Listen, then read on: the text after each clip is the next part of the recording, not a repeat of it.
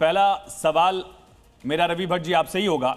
एक तरफ इसे बीजेपी की तरफ से पुनर्जागरण कहा जा रहा है, यह भी कहा गया कि कांग्रेस ने अपने समय पर विरोध किया, नेहरू ने इसका विरोध किया। उस समय की प्रासंगिकता क्या थी?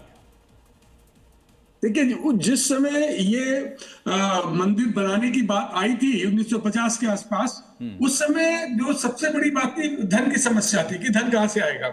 और धन के लिए जब बात हो रही थी तो उस समय पहली बात ये हुई कि गवर्नमेंट जो है सरकार, उस समय सरकार की तरफ से पैसा खर्च किया जाए। लेकिन महात्मा गांधी ने इस पे ऑब्जेक्ट किया। महात्मा गांधी ने कहा कि नहीं, इसका पैसा सरकारी खजाने से नहीं आना चाहिए और इसका पैसा जो है वो आना चाहिए क्राउड फंडिंग से, जनता के द्वारा दान करने से आना चाहिए था। और इस बात को नेहरू ने भी इस बात का समर्थन किया। वैसे कुछ लोग कहते हैं नेहरू ने कहा था, पर नेहरू ने गांधी जी का इस बात में समर्थन किया था और he was more vocal about it. Gandhi ji ने तो एक बार धीरे से कहा था, पर उन्होंने उसको बहुत बार रिपीट करा नेहरू जी ने, and he was firm on it कि इसका जो पेमेंट है वो क्राउड फंडिंग से होना चाहिए था। और इस वजह से फिर जैसा कि हम सब लोग जानते हैं, उस समय हम लोग नई हमको आजादी मिले हुए 10 साल हो रहे थे, हमको 10 साल से कम वक्त हो रहा था, बहुत ही कम वक्त हो रहा था, 3-4 साल हो रहे थे। क्या पहले प्रधानमंत्री राष्ट्रपति के उस कार्यक्रम में शामिल होने के खिलाफ थे? कि किसी भी ढंग से इस मंदिर को भव्य से भव्य बनना चाहिए था। तो लोगों ने खुल के इतना दान दिया कि जो खर्चा आना था 25 लाख करीब खर्चा इसके अंदर आने की उम्मीद थी और 25 से कम ही पैसे में बन गया था। रवि जी, क्या नेहरू इस बात के खिलाफ थे कि डॉक्टर राजेंद्र प्रसाद इस कार्यक्रम में शामिल हों, इस धार्मिक आयोजन में शामिल हों, सोमनाथ से जुड़े हुए?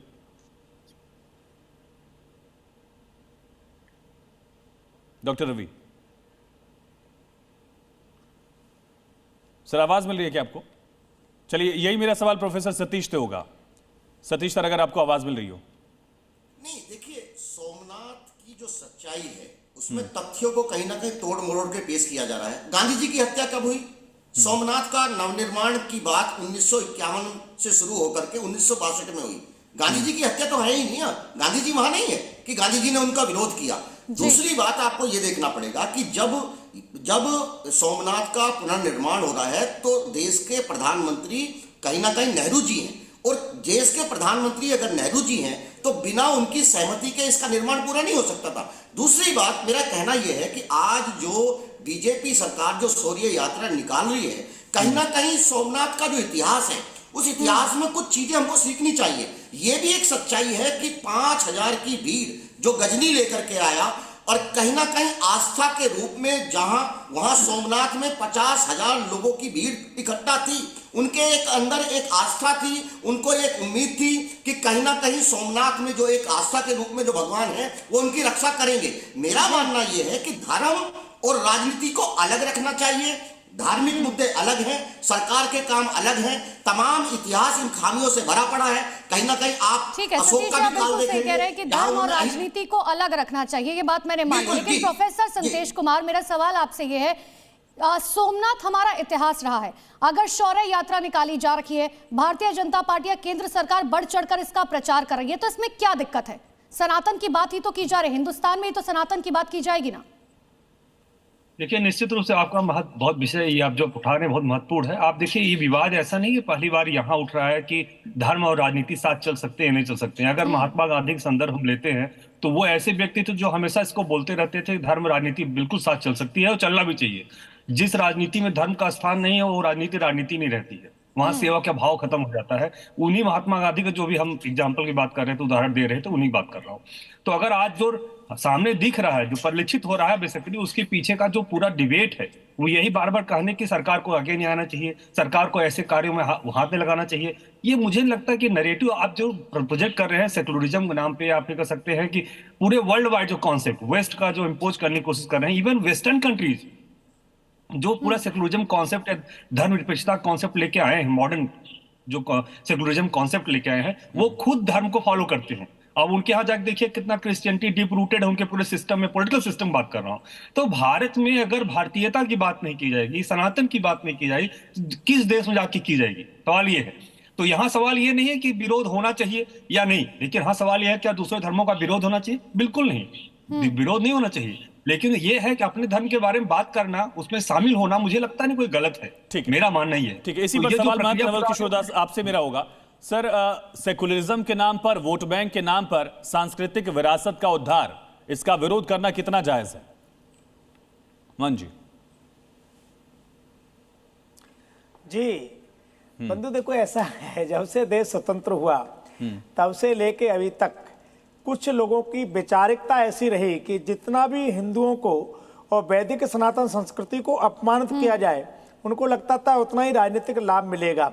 यदि ऐसा नहीं होता तो आप जरा सोचिए, आज भी एक प्रधानमंत्री जी हैं जिनके हाथ में डमरू है, जो भगवान शिव के प्रांगण में बैठ करके ओम नमः शिवाय का, ओमकार का जप कर रहे हैं, भाल पर त्रिपुंड विराजमान है, तो वो कहीं ना कहीं साधना मलिन है। वो चाहते तो प्रथम हमारे जो प्रधानमंत्री थे, राष्ट्रपति को स्वीकृति देने के लिए विरोध किया उन्होंने कि आप नहीं जा सकते। हदों की स्वतंत्र देश में बहुसंख्यक नागरिकों की आस्था का कोई मतलब नहीं रखा गया, तो कहीं ना कहीं हीन मानसिकता रही। आज मुझे बहुत प्रसन्नता है कि हमारे देश के आदरणीय प्रधानमंत्री जी चाहे काशी जाते हैं, चाहे किसी और मंदिर में जाते हैं, चाहे केदारनाथ जाते हैं, वो वहीं के हो जाते हैं, कोई नाटक नहीं करते, दिखावा नहीं करते। बिल्कुल, और वो तस्वीरें मैं सनातनी हूं। हम दिखा भी रहे हैं अपने टीवी स्क्रीन पर कि आखिर किस तरीके से प्रधानमंत्री नरेंद्र मोदी जो है वो बढ़ चढ़कर इतिहास के बारे में लोगों को बता रहे हैं। लेकिन प्रोफेसर सतीश प्रकाश, मेरा सवाल आपसे है, 2007 का अगर मैं जिक्र करूं, जिस वक्त समुद्रम परियोजना में के लिए सुप्रीम कोर्ट के अंदर यूएपीए सरकार ये कहती है कि राम या रामायण के तमाम पात्रों का इतिहास में कोई भी सबूत नहीं मिलता है, इसका क्या मतलब निकाला जाए कि हमेशा से यूएपीए सरकार या कांग्रेस जो है वो सनातन या हिंदू का जिक्र करती हुई नजर नहीं आई? नहीं, देखो ये बिल्कुल सच्चाई है, इसमें कहीं कोई दौर नहीं कि अटल बिहारी वाजपेयी जी की सरकार है। अटल बिहारी वाजपेयी जी की सरकार बाकायदा जो योजना है वहां उन्होंने कहा कि ये काल्पनिक मामला है, इसमें योजना को, और मेरे हिसाब से वो एक प्रोग्रेसिव सोच थी। अटल बिहारी वाजपेयी जी भले ही वो बीजेपी के प्रधानमंत्री है, लेकिन कहीं ना कहीं उस योजना की जरूरत थी। एक बहुत बड़ा जो है, आपको बहुत श्रीलंका का पूरा चक्कर लगा करके आपको आना पड़ रहा था, तो उससे कहीं ना कहीं कोस घटी। देखिए, दो चीजें मैं कहूंगा यहां, मेरा एक सीधा सवाल है। इतिहासकार आचार्य चतुर्सेन जी का एक नॉवेल है, जो इतिहासकार है, जो सोमनाथ के नाम से है, उसमें तमाम राजा भीममल, लेकिन सर कांग्रेस के तमाम नेता तो राम मंदिर के शिलान्यास तक में नहीं जाते ना। राम मंदिर के शिलान्यास में बकायदा न्योता दिया गया था, तब भी वो लोग नहीं गए। देखिए, मैं कांग्रेस की बात नहीं करूंगा। देखिए, कुछ खामियां हैं, इतिहास हमको सिखाता है। गजनी की मात्र 5000 की सेना है। उस समय जब उसने आक्रमण किया, 50,000 लोग बाकायदा मंदिर के अंदर मौजूद थे। अगर वो एक पत्थर भी उस सेना के ऊपर फेंकते तो कहीं ना कहीं सेना पीछे हट जाती। मेरा मानना यह है कि राजनीति अलग चीज है, आस्था अलग चीज है।